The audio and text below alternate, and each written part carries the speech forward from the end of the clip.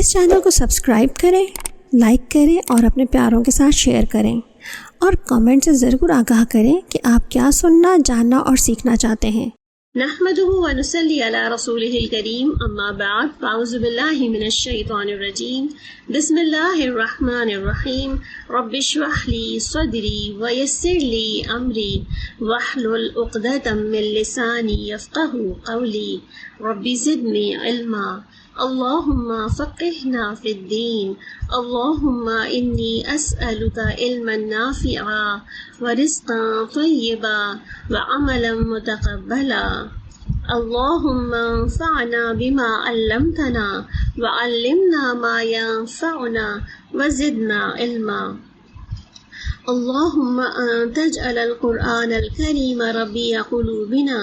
ونور صدورنا وجلاء احزاننا وذہاب ہمومنا وغمومنا۔ اے ہمارے رب، قرآن کریم کو تو ہمارے دلوں کی بہار اور ہمارے سینوں کا نور اور ہمارے غموں کو دور کرنے والا، ہماری پریشانیوں کو دور کرنے کا ذریعہ بنا دے، آمین یا رب العالمین۔ ہم الحمدللہ آیت نمبر 22 تک کل بات مکمل کر چکے ہیں۔ آج ہم آیت نمبر 23 پہ موجود ہیں، اور آج ہم دیکھتے ہیں کہ اللہ سبحانہ تعالیٰ نے اس آیت کے ذریعے ہمیں اور کیا کچھ سکھانا اور کیا کچھ جو ہے ہمارے علم میں اور عمل میں ڈالنا چاہتے ہیں انشاءاللہ۔ تو اللہ تعالیٰ سے دعا ہے ہمارے وقت میں برکت ہو، تاکہ ہم اپنے آج کے موضوع کو اپنے وقت میں ہی سمیٹ سکیں انشاءاللہ۔ انا، بے شک، ہم، نحنو، ہم ہی، نزلنا، ہم نے نازل کیا۔ آپ ان تینوں ہی لفظ میں دیکھ رہے ہیں، انا بے شک ہم، نحنو ہم نے ہی، نزلنا نازل کیا ہم نے، یعنی کہ بار بار کہتے ہیں، بعض اوقات کسی ایک بات کی جو تکرار ہوتی ہے جس کو تاکید کہتے ہیں ہم اپنی گرامیٹیکل لینگویج میں عربی کے لیے، کہ تاکید پر تاکید پر تاکید، یعنی کہ اللہ تعالیٰ یہاں پہ فرمانے سے ایک ہی بات ہے نا۔ اگر ہم اللہ تعالیٰ صرف کہہ دیتے کہ انا انزلنا، ہم نے نازل کیا علیک القرآن تنزیلا، تو بات بھی سب ایک ہی ہو جاتی کہ ہم نے نازل کر دیا قرآن کو، تنزیلا نازل کرنا۔ مگر یہاں پہ اللہ سبحانہ تعالیٰ نے نہ صرف ایک تاکید دی ہے، کہ اسٹریس کیا ہے یہاں پہ کہ ہم نے، پھر ہم ہی نے، پھر ہم نے۔ اس کا مطلب کیا ہوا کہ کسی شخص کو بھی یہ اجازت نہیں ہے کہ وہ اس قرآن پاک کو کسی اور سے منسوب کرے۔ اچھا، یہاں پر ایک چھوٹا سا نقطہ جو ہم اس کو ڈسکس کرتے ہوئے چلیں، کیونکہ آگے جا کے ہماری کچھ تفسیر ڈفرینٹ ہو جائے گی، تو یہاں پر ہم دیکھتے ہوئے چلیں کہ اللہ سبحانہ تعالیٰ نے نبی کریم صلی اللہ علیہ وسلم کے قلب پر قرآن پاک نازل کیا۔ ہم نے اس کو پچھلی آیات میں اس کو دیکھا تھا، ٹھیک ہے، کہ اللہ قلبی کا رسول اللہ صلی اللہ علیہ وسلم، کہ آپ کے دل پر نازل فرمایا تھا۔ چونکہ یہ صورت مدنی ہے اور مکی صورتوں کا مزاج تو ہمیں پتہ ہی ہے نا، کہ مکی صورتوں میں زیادہ تر مکہ والوں سے ایڈریس کیا جاتا ہے۔ یہاں پر ہمیں نظر آ رہا ہے کہ یہ مکی صورت ہے، چونکہ اس میں جنت کی اتنی ڈیٹیلنگز اللہ تعالیٰ نے ڈیٹیلز دے دی ہیں، تو یہاں پہ لگتا ہے ہمیں کہ اللہ تعالیٰ ایمان والوں سے ہی زیادہ مخاطب ہیں، اور ان کو بھی بتانا چاہ رہے ہیں کہ تم جب ایمان لائے ہو تو تمہارے ایمان کو اللہ تعالیٰ ضائع نہیں کرے گا، اور تمہیں کہاں کہاں اور کس کس طرح سے اس کو ریٹرن بیک کرے گا۔ تو یہاں اللہ سبحانہ تعالیٰ کیا کہہ رہے ہیں کہ یہ جو ایک بڑا پروپیگنڈا تھا، جو کہ اس وقت کا پروپیگنڈا بھی تھا اور آج کا بھی ہے، اس پہ بھی آئیں گے، کہ اس وقت ایک بہت بڑا پروپیگنڈا یہ تھا کہ جب نبی کریم صلی اللہ علیہ وسلم کے سامنے قرآن پاک جب ان کو دیا گیا، ان کے قلب پر اتارا گیا، اور آپ صلی اللہ علیہ وسلم نے لوگوں کو پڑھ کر سنانا شروع کیا، تو ایک بہت بڑی تنقید آپ صلی اللہ علیہ وسلم پر یہ کی جاتی رہی کہ چونکہ آپ نبی امی تھے، آپ نے کوئی فردر اسٹڈیز کی نہیں تھی، کسی مدرسے، کسی اسکول میں یا کسی بڑے عالم کے سامنے آپ نے کبھی کوئی درس اپنا آغاز کیا نہیں تھا، تو آپ صلی اللہ علیہ وسلم کے قلب مبارک پر جب یہ کتاب نازل ہوئی اور آپ صلی اللہ علیہ وسلم نے لوگوں کے سامنے شیئر کی، تو لوگوں نے جب اس کو سنا تو ان کو محسوس ہوا کہ یہ تو ایک امی شخص ہے، جس کے پاس کوئی نالج نہیں ہے، جس کو کوئی لکھنا پڑھنا نہیں آتا، تو یہ کیسے جو ہے وہ اتنی گہری اور اتنی جامع اور اتنی خوبصورت جو ہے وہ باتیں بتا سکتا ہے ہمیں۔ تو اس وقت جو ہے وہ بڑی تنقید کا سامنا کرنا پڑا آپ صلی اللہ علیہ وسلم کو، کہ نعوذ باللہ یہ کوئی اور سکھا کے چلا جاتا ہے ان کو، اور یہ ہمارے سامنے پیش کر دیتے ہیں، ٹھیک ہے۔ تو آپ دیکھیں کہ اللہ سبحانہ تعالیٰ یہاں پر اسی بات کے جواب کے لیے کہ بے شک ہم نے ہی اور نازل کیا ہے ہم نے، یعنی کہ یہ آپ صلی اللہ علیہ وسلم کا کلام نہیں ہے، یہ آپ صلی اللہ علیہ وسلم نے اپنے طور پر گڑھ کر لوگوں کے سامنے پیش نہیں کیا ہے. آپ صلی اللہ علیہ وسلم کو کوئی اور سکھا کر نہیں جاتا جس کی بنا پر آپ لوگوں کو سامنے بتا رہے ہوتے ہیں، کیونکہ یہ بھی ایک طرح کا آپ صلی اللہ علیہ وسلم پہ ایلیگیشنز لگائی گئی کہ کسی سے سیکھ لیتے ہیں آپ صلی اللہ علیہ وسلم، کوئی ایسا جو ہے وہ سکھا دیتا ہے ان کو اور وہ آ کے ہمارے سامنے پیش کر دیتے ہیں. تو اللہ سبحانہ تعالیٰ نے یہاں پہ تین دفعہ اسٹریس کر کے ایک ہی بات پر اس بات کو پکا کرنے کی کوشش کی ہے، لوگوں کو سمجھانے کی کہ قرآن جو کتاب ہے اس کی تنزیل اللہ سبحانہ تعالیٰ کی طرف سے ہوئی ہے اور اس میں کوئی حصے دار نہیں ہے.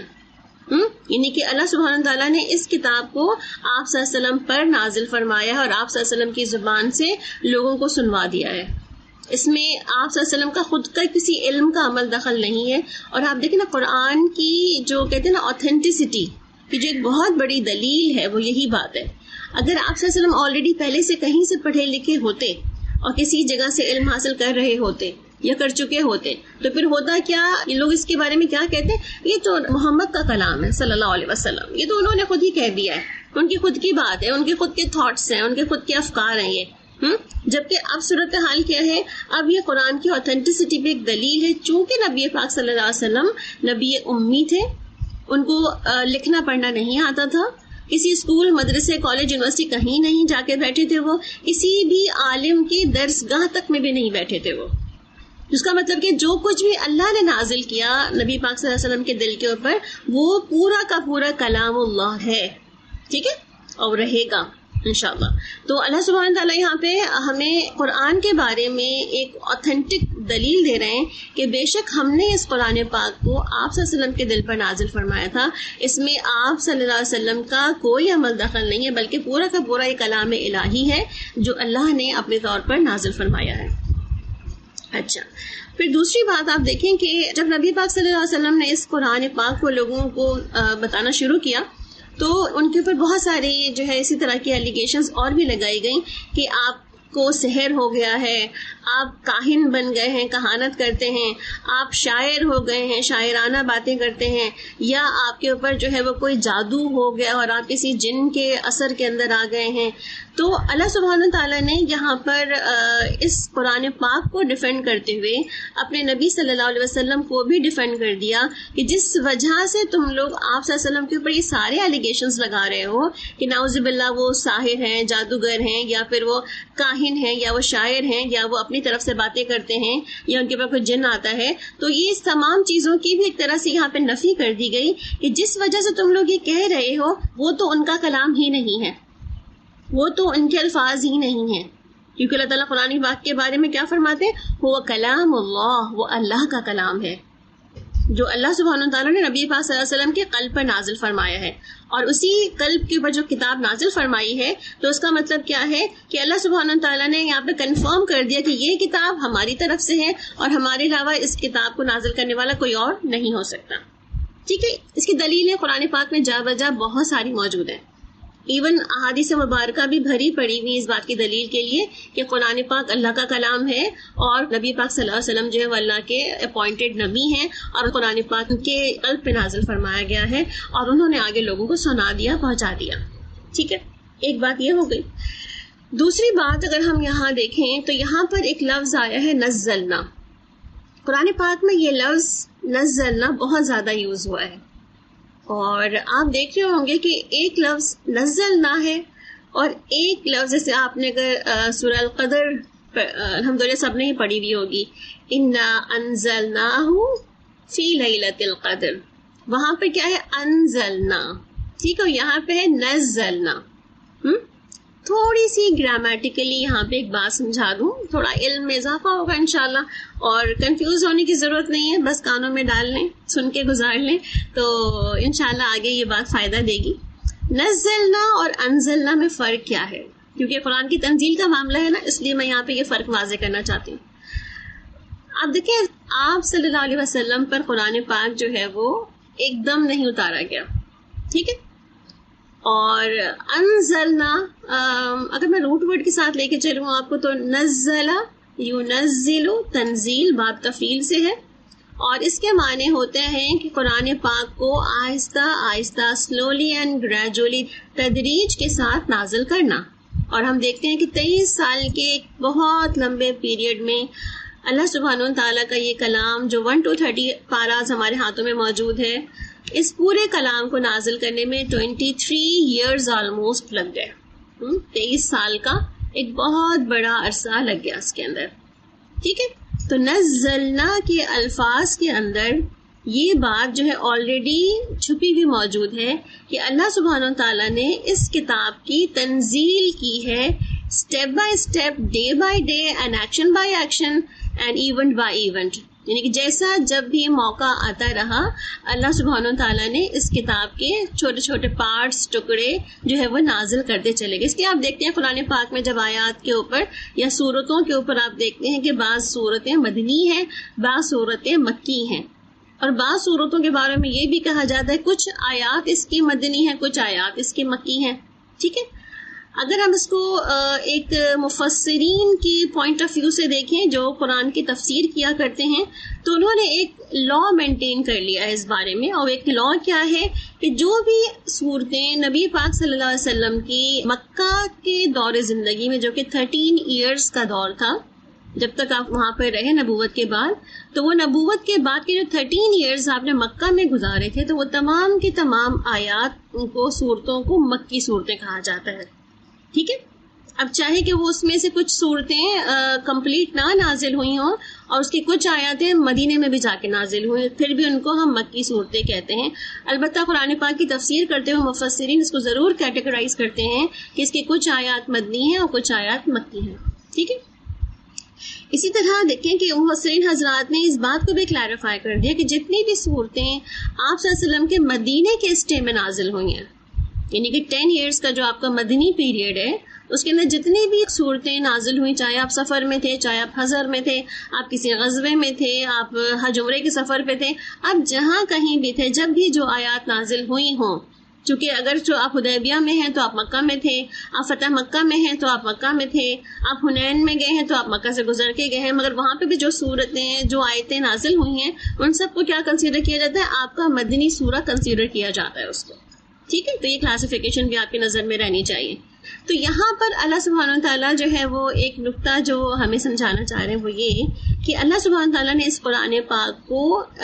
بہت ہی آہستگی کے ساتھ آپ صلی اللہ علیہ وسلم کے دل پر آہستہ آہستہ کر کے نازل کیا ہے، اور اس لفظ کے اندر یہ تمام معنی چھپے ہوئے ہیں.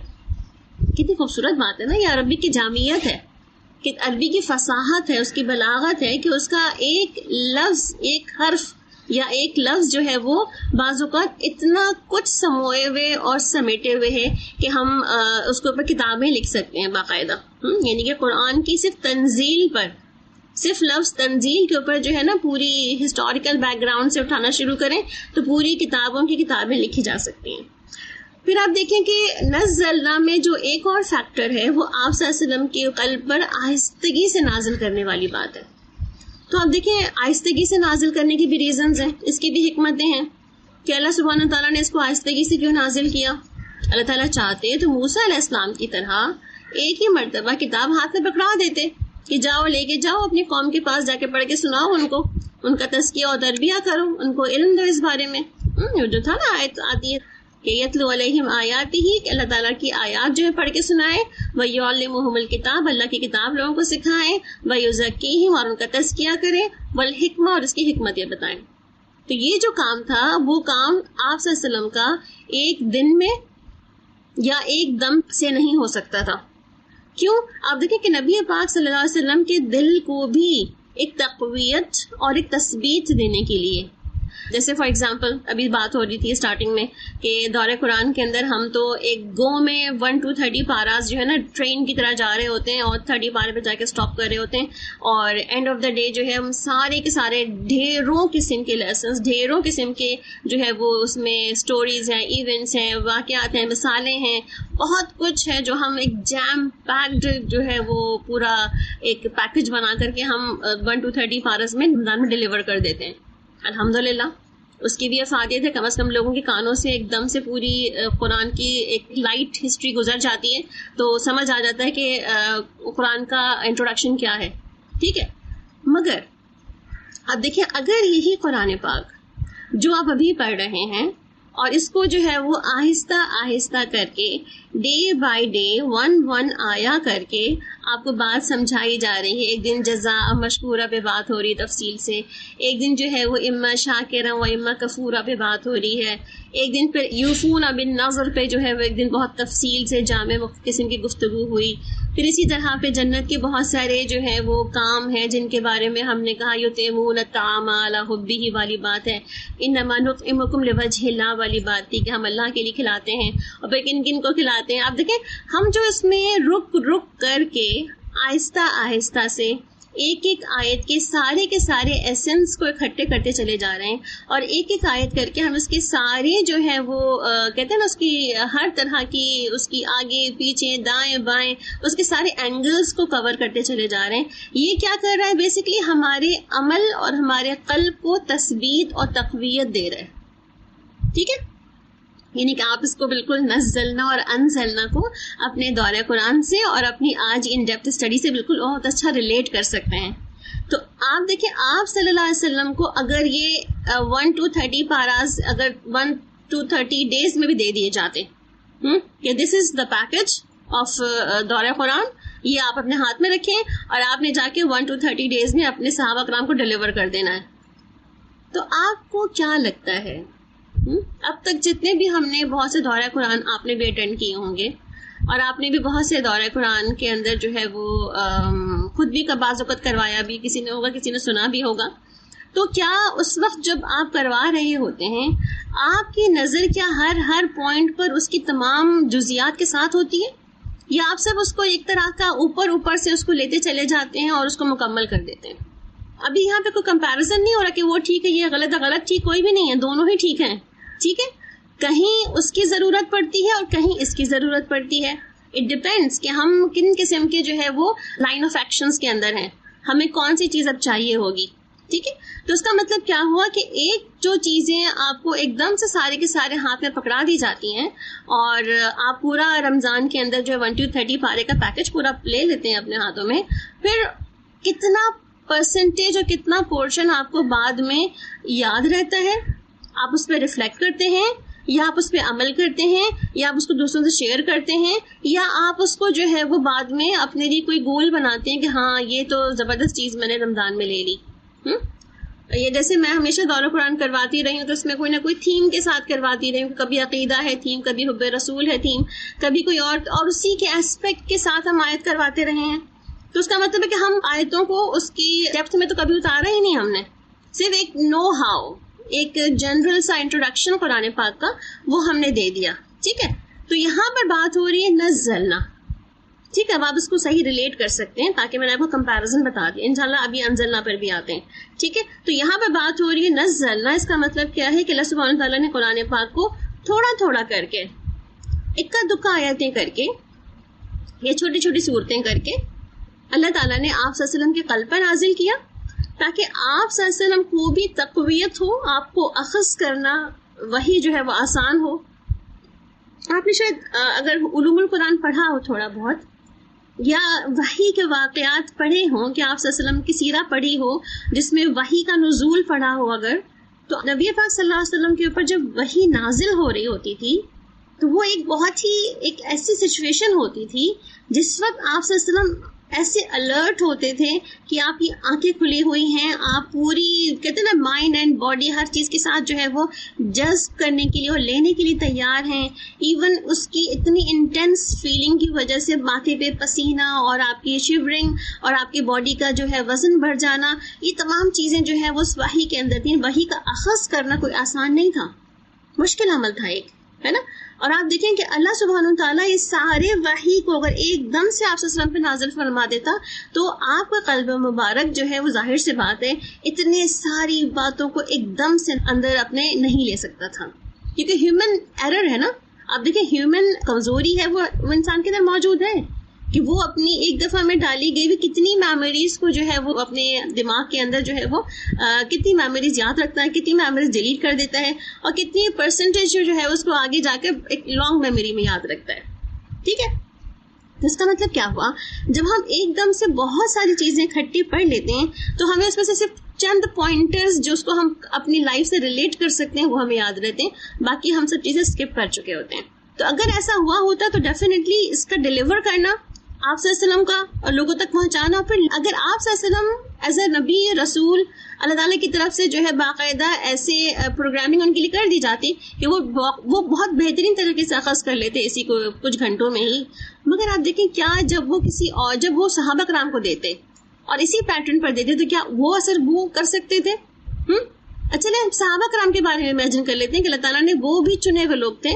صحابہ کرام کا قلب بھی چنا ہوا تھا جو پوری دنیا میں لوگوں سے چن کے نکالا گیا. مگر کیا اس کے بعد جو کہ ہم لوگوں جیسی نسلیں ہیں, کیا ہمارے لیے سننا اور کرنا آسان ہوتا کہ ایک دم سے پوری کتاب کو اٹھائیں, پڑھیں اور سمجھ لیں اور اس کے ہر جز اور اینگل کو اور ہر اس کی ان ڈیپتھ کو چلے جائیں اور سمجھ لیں؟ تو آپ دیکھیں اللہ سبحانہ تعالیٰ نے نہ صرف یہ کہ آپ صلی اللہ علیہ وسلم کے دل کو تقویت پہنچائی, صحابہ کرام کے لیے آسانی فرما دی کہ ان کے لیے بھی تھوڑا تھوڑا لینا اور عمل کرنا آسان ہو گیا. اسی طرح آپ دیکھیں آئندہ کی تمام نسلوں کے لیے اور امت کے لیے بھی ایک آسانی فرما دی کہ اس قرآن پاک کو آہستہ آہستہ سے پڑھو, سمجھو, عمل میں ڈالو اور پھر اس کے بعد جو ہے اپنی زندگیاں اس سے تبدیل کرو. ٹھیک ہے, تو اللہ سبحانہ تعالیٰ نے ہمیں یہاں پر ان 3 لفظوں کے اندر قرآن پاک کا ایک بہت بڑا مفہوم چھپا کر دے دیا ہے, اور ساتھ میں ساری کی ساری جو عزت اور عظمت اور شرف جو ہے اللہ تعالیٰ نے خود اپنے ذات پہ لیا ہے کہ یہ کتاب کسی انسان کا کلام نہیں, کسی انسان کا کام نہیں تھا اس کو نازل کرنا یا اس کی ایسے الفاظ کی جامعیت یا ایسے الفاظ کی گہرائی ڈالنا اس کے اندر. یہ اللہ سبحانہ تعالیٰ کا ہی کلام ہے اور وہ اللہ سبحانہ تعالیٰ نے ہی اس کو آپ صلی اللہ علیہ وسلم کے قلب پہ نازل کیا ہے. ٹھیک ہے, اچھا ایک فیکٹر تو اس کا نزلنا ہو گیا. دوسرے فیکٹر پہ چلتے ہیں جس کو ہم کہہ رہے تھے کہ اس جیسا ایک اور لفظ جو ہے جیسے انا انزلناہ فی لیلۃ القدر, کہ ہم نے اس کو نازل کیا ہے لیلۃ القدر میں. انزلنا, ٹھیک ہے, اور بہت سی جگہ پر قرآن پاک میں لفظ انزلنا استعمال ہوا ہے. مفسرین حضرات ہمارے دونوں لفظوں میں جب فرق کرتے ہیں تو کہتے ہیں قرآن تو تنزیل ہے اور باقی جو کتابیں تھیں اللہ سبحانہ تعالیٰ نے دی وہ انزال ہیں. ٹھیک ہے, اچھا انزال میں کیوں کہہ رہی ہوں کیونکہ وہ انزلہ ینزل انزال سے ہے, باب فعل سے, یہ باب تفعیل سے تھا. تو اس میں بیسکلی کیا ہے, یکدم یکبارگی اور پورے کو پورے اکٹھا دے دینے کے معنی پائے جاتے ہیں انزلہ کے اندر. ٹھیک ہے, یعنی کہ انزلہ ینزل انزال کے اندر کسی چیز کو یکبارگی اکٹھے یا ایک دفعہ میں دے دینے کے معنی پائے جاتے ہیں, ایک دم سے دے دینا. فار ایگزامپل جب ہم حضرت موسیٰ علیہ السلام کی بات کرتے ہیں تو موسیٰ علیہ السلام کو جو کتاب دی گئی تھی, کتاب تورات, کب دی گئی تھی ان کو؟ کوہ دور پہ بلایا گیا تھا, وہاں پہ تختیاں ان کو دے دی گئی تھی, ایک دم سے ساری کی ساری 10 کمانڈمنٹس ان کے ہاتھ میں پکڑا دی گئی تھی اور ان کو پھر اپنے لوگوں کے پاس بھیج دیا گیا تھا. تو تورات کے لیے لفظ کیا آتا ہے؟ انزلہ. کیوں؟ کیونکہ وہ کتاب جو ہے پوری کی پوری یک بارگی دے دی گئی تھی, اور یک بارگی دے دینے سے کیا ہوا آپ دیکھیں, جب موسیٰ علیہ السلام اپنی اس کتاب کو لے کے آتے ہیں اور اپنے لوگوں کو سکھاتے ہیں اور اس کے اندر بہت سارے جو کمانڈمنٹس تھے سارے وہ بتاتے ہیں, تو آپ دیکھیں کہ لوگوں کے لیے اس کو سمجھنا, جاننا اور عمل کرنا. آپ بنی اسرائیل کی تاریخ اگر پڑھیں جو کہ سورہ البقرہ کے اسٹارٹنگ میں ہی ہے, اور آپ دیکھیں کہ وہاں پر اللہ تعالیٰ نے بہت ڈیٹیل سے بات کر دی. اور کیا بات کر دی کہ ان لوگوں کو کتاب دے دی گئی تھی, ایک دم سے ان کو ہاتھ میں پکڑا دی گئی کہ لو یہ سارے 10 کمانڈمنٹس اس پہ عمل کرنا شروع کر دو. تو اب دیکھیں بنی اسرائیل کا بیہیویئر پتہ چلتا ہے ہمیں ان آیات سے کہ ان کے لیے عمل کرنا انتہائی مشکل تھا. کیوں؟ کیونکہ اس انزلہ کے اندر اور ہیومن بیہیویئر کے اندر ایک بہت بڑا جو ہے وہ ایک مس میچ نظر آتا ہے ہمیں. خیر اللہ سبحانہ تعالیٰ کی یہی پلاننگ تھی, یہی کرنا تھا ان کو اس طرح سے. مگر آپ دیکھیں کہ قرآن کی تنزیل کو اللہ تعالیٰ نے فرق رکھا پھر باقی کتابوں کی تنزیل سے.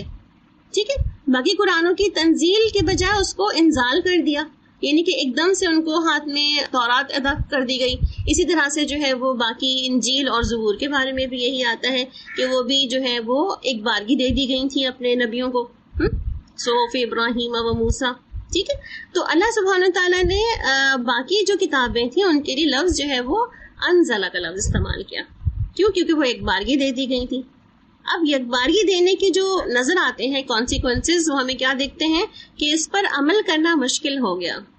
لوگوں کو ایک دم سے سارے ڈوز اینڈ ڈونٹس دے دیے گئے، تو لوگوں کو جو ہے یاد رکھنا، پریکٹس کرنا، اس پہ ریفلیکٹ کرنا، عمل کرنا، یہ مشکل ہو گیا. تو جب نیکسٹ کتاب آئی، جیسے اللہ سبحانہ تعالیٰ کی جو نیکسٹ اپڈیٹڈ ورژن قرآن پاک جب آیا، تو اللہ سبحانہ تعالیٰ نے اس کو کیا کیا، فوری طور پر اس کا اتارنے کا ایک طرح کا جو ترتیب تھی، اس کو وہ انزلہ کے بجائے اس کو نزلہ کر دیا. اچھا، اب آپ کے ذہن میں یہ سوال آ رہا ہوگا کہ جب ہم یہ کہہ رہے ہیں کہ انا انزلناہ فی لیلۃ القدر، اللہ تعالیٰ فرما رہے کہ ہم نے اس کو لیلۃ القدر میں نازل فرمایا، تو لیلۃ القدر میں نازل فرمانے کی مفسرین ایک جو توجہ پیش کرتے ہیں وہ یہ کہ آسمان دنیا پر لوح محفوظ سے یک بارگی اتار دیا گیا. پھر آپ صلی اللہ علیہ وسلم کے قلب پر آسمان دنیا سے آپ صلی اللہ علیہ وسلم کے قلب کے اوپر جو ہے وہ گریجولی اینڈ آہستہ آہستہ سے جو ہے سلولی نازل کیا جاتا رہا. ٹھیک ہے، تو اللہ تعالیٰ یہاں پر ان 3 لفظوں کے اندر کیا بتا رہے ہیں کہ یہ قرآن ہم نے اور ہم ہی نے نازل کیا ہے، اس میں کسی شیطان کا بہکاوا نہیں ہے، اس میں کسی شیطانی الفاظ کی ملاوٹ نہیں ہے. کیونکہ جب قرآن پاک نازل ہو رہا تھا تو اس وقت بھی اللہ سبحانہ تعالیٰ نے بہت اہتمام کیا اس کے نزول کے لیے. اور آپ نے وہ بھی سن رکھا ہوگا کہ جب جن شیاطین جو تھے اس سے پہلے عالم بالا پر یعنی کہ آسمان دنیا پر جایا کرتے تھے اور جا کے وہاں سے خبریں لے آیا کرتے تھے کہ کیا کسی کے بارے میں اللہ سبحانہ تعالیٰ حکم دے رہے ہیں اپنے فرشتوں کو، اور پھر وہ فرشتے لا کے حکم نیچے بجا لاتے ہیں. تو بعض اوقات یہ ہوتا تھا کہ وہ سننے جاتے تھے کوئی نہ کوئی حکم، اور کوئی نہ کوئی بھنک ان کو پڑ جاتی تھی، کچھ سچی جھوٹی باتیں ملا لیا کرتے تھے اپنی طرف سے، اور کاہنوں کو آ کے بتا دیا کرتے تھے تاکہ کاہنوں کی بھی دکان چمکتی رہے، اور جیسے وہ لوگ بھی ان کو استعمال کرتے تھے اپنے لیے ایک طرح سے.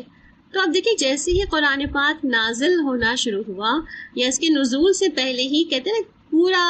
ایک آسمان دنیا ہے، کہتے ہیں کہ پہرے داروں سے پٹ گیا. آپ سورہ قاف پڑھیں گے یا سورہ الجن پڑھیں گے تو اس میں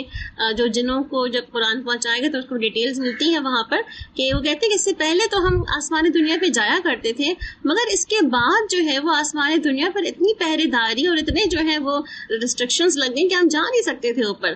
تو ہم نے یہ سوچا کہ آخر اللہ تعالیٰ ایسا کیا کر رہے ہیں جس کی بنا پر جو ہے وہ اتنی پہرے داری ہو رہی ہے.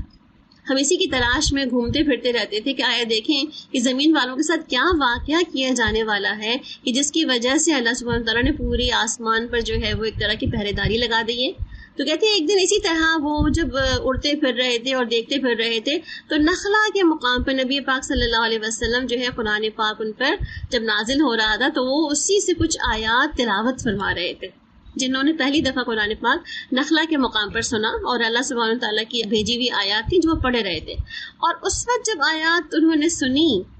تو انہوں نے کہا او ہو یہ وجہ تھی جس کی بنا پر اللہ تعالیٰ نے جو ہے آسمان دنیا پہ پہرے دار بٹھائے ہوئے ہیں یا قرآن ایک نئی کتاب نازل ہو رہی ہے. وہ خود بھی کہتے ہیں وہاں پر اس سے پہلے جو کتابیں نازل ہوئی وہ تو ہمیں پتہ تھیں مگر اس کتاب کا ہمیں پتہ ہی نہیں تھا کہ کتاب نازل ہو رہی ہے. ہاں، اور اسی وجہ سے کہتے ہیں کہ جب بھی کوئی سنگن لینے کے لیے کوئی شیاطین اوپر پہنچتے تھے تو ان کو شہاب ثاقب سے مار کے بھیج دیا جاتا تھا یا جلا دیا جاتا تھا ان کو. تو اتنی سیکیورٹی رکھی گئی تھی، یعنی کہ دیکھتے ہیں نا کہ انا انزلناہ فی لیلۃ القدر، قدر کی رات میں اللہ سبحانہ تعالیٰ نے اس قرآن پاک کو آسمان دنیا پہ نازل کر دیا. مگر اس کے بعد آسمان دنیا پر جو پہرے داری جو اللہ تعالیٰ نے وہاں پر ایک طرح کی سیکیورٹی بڑھا دی تھی، وہ کیوں؟ تاکہ اس قرآن پاک کی تنزیل میں کسی بھی قسم کی کوئی رکاوٹ نہ بنے،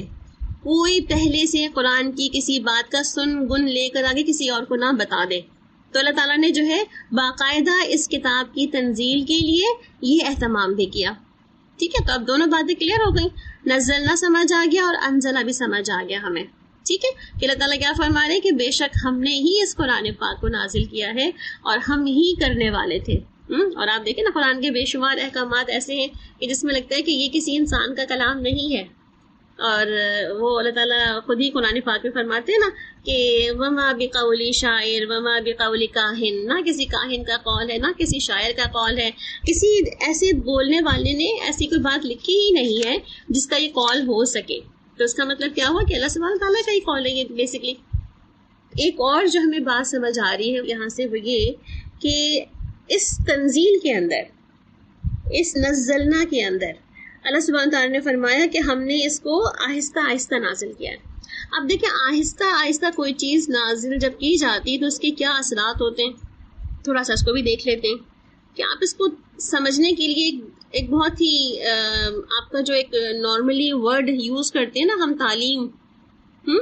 تعلیم کا ورڈ, تو آپ تعلیم کا ورڈ جو یوز کرتے ہیں تو اس تعلیم کے ورڈ کے اندر اس کا روٹ ورڈ کیا ہے؟